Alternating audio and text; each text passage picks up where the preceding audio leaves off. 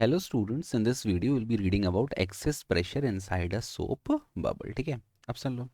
सबसे पहला सवाल यह था कि एक्सेस प्रेशर क्यों होता है। अगर आप ध्यान से देखो इस बबल को, तो इस बबल के आपको पता है शेप स्फेरिकल है। जो सरफेस टेंशन है वो टेंजेंशियली लग रहा है। ठीक है, तो सबसे पहली चीज़ शेप स्फेरिकल हो गया, मतलब कहीं ना कहीं नेट फोर्स जो है वो अंदर की तरफ ही है। उसके बाद बाहर एयर भी प्रेजेंट है, एयर लगा रही है एटमॉस्फेरिक प्रेशर हर जगह से इस बबल के ऊपर।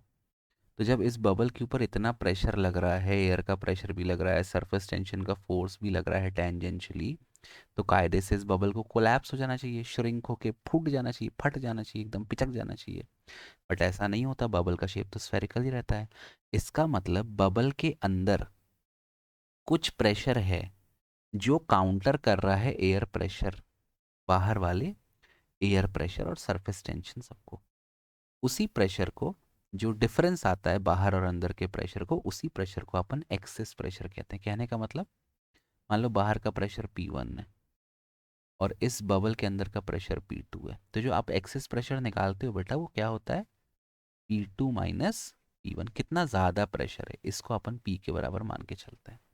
और इसी एक्सेस प्रेशर के कारण जो आपका एयर बबल है या जो लिक्विड ड्रॉप है या जो सोप बबल है वो कोलैप्स नहीं होता। ठीक है, अच्छा अब देखो यहाँ पे देखने वाली चीज़ें कौन सी हैं।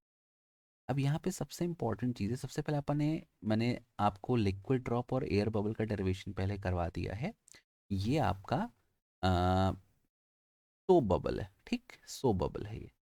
तो we have to find the excess pressure inside a soap bubble. अब आप ध्यान रखना, सोप बबल में दो लेयर होती हैं। जैसे ये मैंने बनाया डायग्राम, इसका रेडियस आर मान लो। जो मैंने डायग्राम आप यहाँ बनाया है बेटा, ये रेडियस आर है ड्रॉप का। अब ये जो जितने भी एरो एरो खींचे हैं ना, यहाँ पर जनरली क्या प्रेजेंट होती है? एयर, सोप बबल में। फिर मैंने एक और लेयर बनाई है। ये जो पतली सी थिन या जो पतली सी लेयर है, यहाँ पे प्रेजेंट होता है वाटर प्लस सोप का सॉल्यूशन। तो यहाँ पे आप वाटर या मान लो, ठीक, वाटर प्रेजेंट है। और फिर ये बाहर एक लेयर प्रेजेंट है। तो जब इसमें एक्सेस प्रेशर लगेगा तो अंदर का प्रेशर ज़्यादा है, तो ये जो ड्रॉप है ये बाहर की तरफ एक्सपैंड होगी। बाहर की तरफ एक्सपैंड होगी तो इसमें देखो दो चीज़ें हो रही हैं। एक ये वाली फिल्म है, ये जो मैं जिसमें मैंने एरो खींचा भी है, ये फिल्म एक्सपैंड होगी।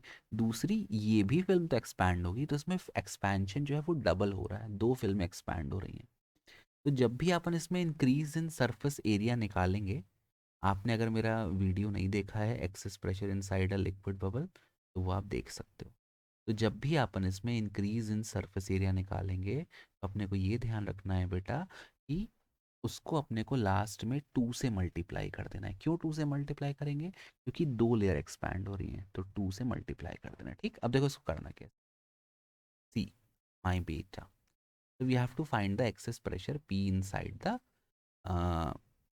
Soap bubble. ठीक, ये प्रेशर एक्सेस प्रेशर P निकालना है। बाहर का P1 है, अंदर का P2 है, और P बराबर है P2 माइनस P। सबसे पहले आप इनिशियल सरफेस एरिया निकालो। Suppose initial surface area A1 है। A1 कितना आ गया? 4 pi r square. Now due to this excess pressure, ये लिक्विड का ड्रॉप थोड़ा सा एक्सपैंड होता है and the radius increases by a small amount dr। dr is the increase in radius. अब क्योंकि रेडियस चेंज हो रहा है तो सरफेस एरिया भी चेंज होगा। सपोज आपका नया सरफेस एरिया A2 है, तो A2 कितना आएगा? 4 pi, in place of r what I will write, r plus dr का होल स्क्वायर। अच्छा, वही मैंने इसके पहले वाले वीडियो में भी समझाया था, डेरिवेशन करना कैसे है। कैसे करना है देख लो। आपको डेरिवेशन का हर एक स्टेप नहीं याद करना, वो तो आप सॉल्व कर सकते हो, आप साइंस के स्टूडेंट हो। डेरिवेशन ऐसे करना है कि आप पहले ये देख लो कि मुझे निकालना क्या है, उसका बस मेथड जान जाओ कैसे करना है। जैसे यहाँ पे मेरे को इस डेरिवेशन को कैसे सॉल्व करना है, I will find the increase in surface area due to excess pressure. अब सरफेस एरिया इंक्रीज हो रहा है मतलब सरफेस एनर्जी इंक्रीज हो रही है। सरफेस एनर्जी इंक्रीज हो रही है मतलब वर्क डन हो रहा है। तो एक बार मैं पहले इंक्रीज इन सरफेस एरिया निकालूंगा, फिर सरफेस एरिया बढ़ रहा है मतलब सरफेस एनर्जी इंक्रीज हो रही है, सरफेस एनर्जी का फॉर्मूला पुट करूंगा। और surface increase in surface energy किसके बराबर होगा? वर्क डन के बराबर होगा। तो मैं दोनों के फॉर्मूले पुट करके इक्वेट करूंगा, मेरा आंसर आ जाएगा। ठीक, देखो यहाँ पे तो नया एरिया कितना आ जाएगा बेटा? ये आ जाएगा 4 pi r square plus dr square plus 2r dr। अब मैं आपको समझा चुका हूँ कि ये डी आर बहुत छोटा है ना, मतलब समझ लो, मान लो डी आर की वैल्यू है 0.01, तो अगर मैं डी आर का स्क्वायर करूँगा तो ये कितना हो जाएगा, डी आर का स्क्वायर 0.0001, ये और छोटा हो जाएगा। तो यहाँ पे आप लिख देना ब्रैकेट में कि since D R is very very small, D r square can be neglected, ये आप लिख देना, तो आपका टीचर खुश हो जाएगा। और अगर आप एग्जाम्पल वहाँ पे दे देते हो तो सोने पे सुहागा। ठीक, तो आपका नया सरफेस एरिया कितना हो जाएगा, A2 will be equal to, ये डी आर स्क्वायर नेग्लेक्ट हो गया तो अब ये बचा 4 पाई स्क्वायर प्लस 4 2 ज़ा 8 पाई आर डी आर। पिछला स्टेप देख के ही अगला स्टेप लिखना है। अब आपको निकालना है इंक्रीज इन सरफेस एरिया। तो इंक्रीज इन सरफेस एरिया को मैंने मान लिया डेल्टा ए, वहाँ पे आप लिख देना, ठीक है, delta is increase in surface area. कितना होगा increase, final area minus initial area multiplied by 2। 2 क्यों मल्टीप्लाई कर रहे हैं, ब्रैकेट में लिख देना अ सोप बबल, अरे यार स्पेलिंग गलत कर दी सोप की, बताओ, हद हद गधा हूँ मैं। A soap bubble has two surface film exposed to air, exposed to air। एक अंदर वाली जो मैं बताया, ये अंदर वाली, और एक ये बाहर वाली, ठीक है। तो इंक्रीज इन सर एरिया कितना आ गया बेटा, माइनस करो आप, 4 pi square plus 8 pi r d r minus 4 pi r square, तो 4 pi r, oh sorry sorry, ये 4 पाई आर स्क्वायर आएगा, सॉरी मैं लगाना भूल गया, वही मैं कहता हूँ मुझे पिछला स्टेप देख के अगला स्टेप लिखो, ठीक है, सॉरी यार।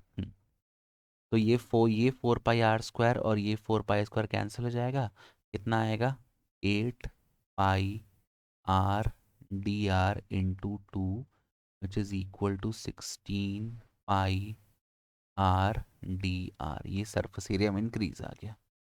अब आपको पता है कि जब प्रेशर आपका सरफेस एरिया इंक्रीज कर रहा है तो मतलब उसने कुछ वर्क डन किया, तो work done by excess pressure किसके बराबर होगा, इंक्रीज इन सरफेस एनर्जी।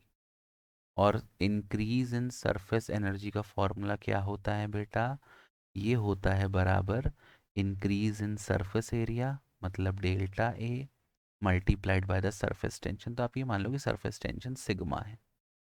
अच्छा, वर्क डन का और फॉर्मूला क्या होता है, वर्क डन का फॉर्मूला होता है फोर्स इनटू डिस्प्लेसमेंट।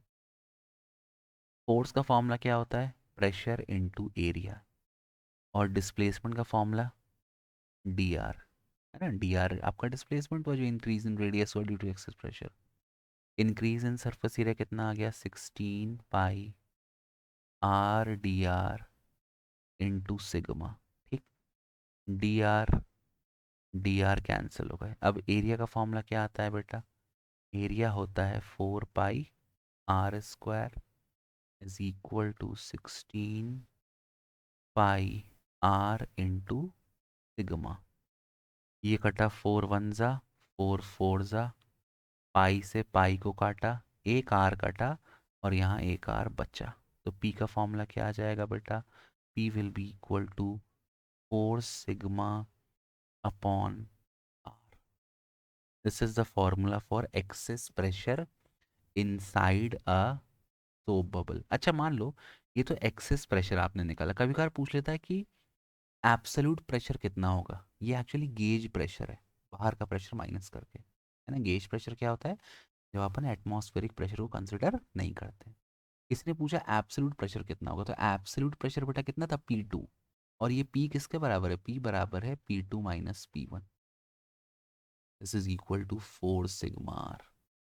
तो एक्चुअल प्रेशर P2 कितना आ जाएगा, 4 सिग्मा आर प्लस P1, जहाँ P1 जनरली किसके बराबर होगा, एटमॉस्फेरिक प्रेशर के बराबर होगा। तो please keep this thing in mind, ठीक। I hope this question is clear to you. Thank you for watching. Bye bye. Keep loving, keep supporting. Bye.